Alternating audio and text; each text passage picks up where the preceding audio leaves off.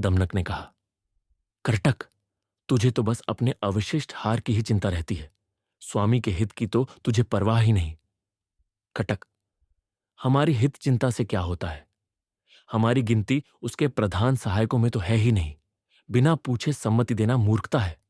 इससे अपमान के अलावा कुछ नहीं मिलता। दमनक, प्रधान अप्रधान की बात छोड़ो। जो भी स्वामी की अच्छी सेवा करेगा वह प्रधान बन जाएगा। जो सेवा नहीं करेगा वह प्रधान पद से भी गिर जाएगा। राजा, स्त्री और लता, यही नियम है कि वे पास रहने वाले को ही अपनाते हैं। कटक, तो फिर क्या किया जाए? अपना मतलब साफ साफ कह दे। दमनक, आज हमारा स्वामी बहुत भयभीत है। उसे भय का कारण बताकर संधि, विग्रह, आसन, संश्रय, द्वैधी भाव आदि उपायों से हम भय दूर करने की सलाह देंगे। कटक, तुझे कैसे पता कि स्वामी भयभीत है? दमनक, यह जानना कोई मुश्किल काम नहीं है। मन के भाव छिपे नहीं रहते।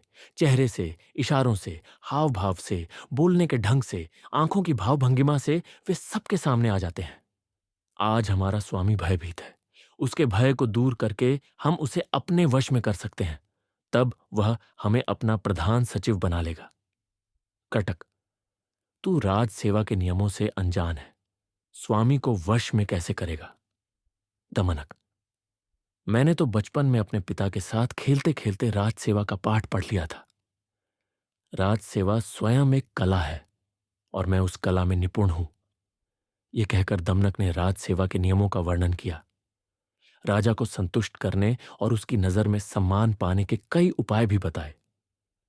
करटक दमनक की चतुराई देखकर हैरान रह गया। उसने भी उसकी बात मान ली और दोनों शेर की राजसभा की ओर चल पड़े।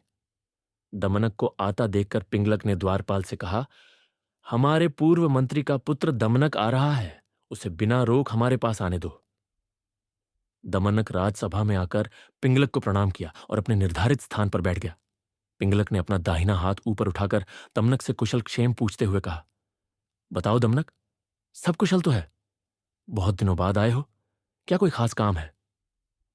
दमनक, खास काम तो कोई नहीं है, फिर भी सेवक को स्वामी के हित की बात कहने के लिए खुद आना चाहिए।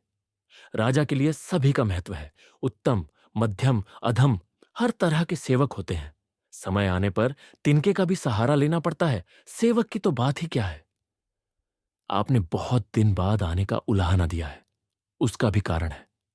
जहां कांच की जगह मणि और मणि की जगह कांच जड़ा जाए, वहां अच्छे सेवक नहीं टिकते।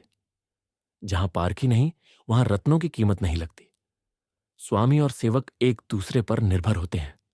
उन्हें एक दूसरे का सम्मान करना चाहिए। राजा तो संतुष्ट होकर सेवक को सिर्फ सम्मान देते हैं, लेकिन सेवक संतुष्ट होकर राजा के लिए प्राणों की बलि दे देता है। पिंगलक दमनक की बातों से खुश होकर बोला, तू तो हमारे पूर्व मंत्री का पुत्र है, इसलिए तुझे जो कहना है बेझिझक कह दे। दमनक, मैं स्वामी से कुछ एकांत में कहना चाहता हूं।